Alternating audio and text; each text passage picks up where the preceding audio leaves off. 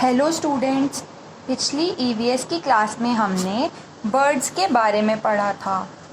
हमने अपने आसपास दिखने वाली बर्ड्स के बारे में चर्चा की थी। आज हम जानेंगे कि अलग अलग पक्षी कहाँ रहते हैं।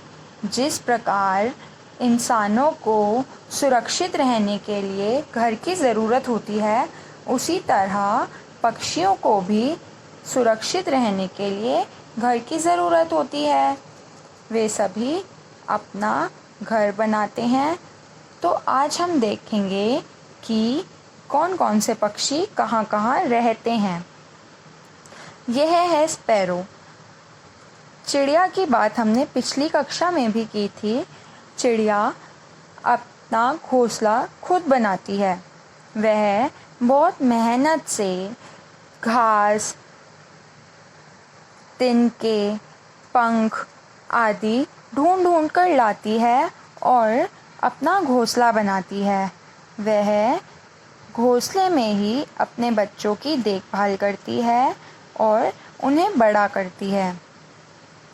यह है पीजन यानी कि कबूतर। कबूतर भी अपना घोंसला बनाता है और उसमें रहता है। कबूतर कभी कभार घरों में भी घोंसला बना लेते हैं। कबूतरों को जो स्थान सुरक्षित लगता है, जहां उसके अंडों को कोई नुकसान नहीं पहुंचाएगा, वे ऐसी जगह ढूंढते हैं और अपना घोंसला वहीं बनाते हैं। यह है कौवा। कौवे ज़्यादातर किसी ऊंची जगह पर, किसी ऊंचे पेड़ की टहनी पर जाकर अपना घोंसला बनाते हैं। यह कोयल है। कोयल के बारे में तो आपने सुना ही होगा। कोयल कितने मीठे बोल बोलती है। जी, यही कोयल। कोयल की सबसे प्रसिद्ध बात यह है कि वह कभी भी अपने घोंसले में अंडे नहीं देती। वह किसी दूसरे पक्षी के घोंसले में जाकर अंडे देती है। यह है ईगल।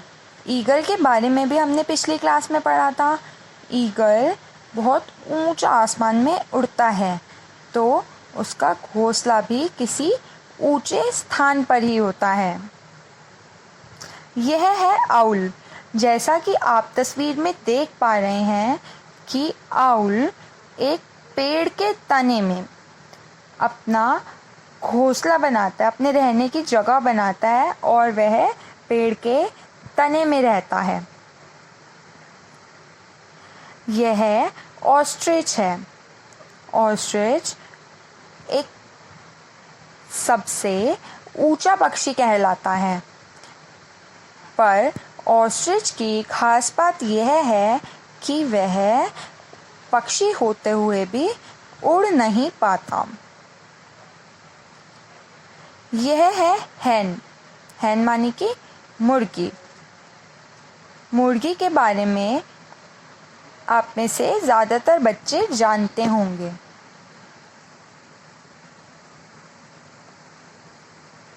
यह डक है।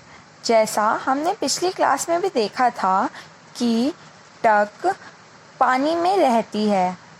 डक लैंड पर भी रह सकती है और पानी में भी। डक अपना ज़्यादातर समय पानी में बिताती है।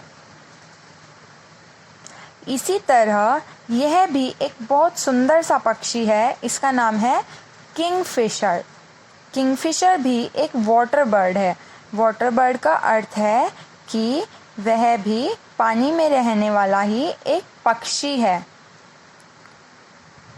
किंगफिशर बहुत छोटा सा होता है। उसके कलरफुल विंग्स होते हैं। कलरफुल से उसके पंख होते हैं।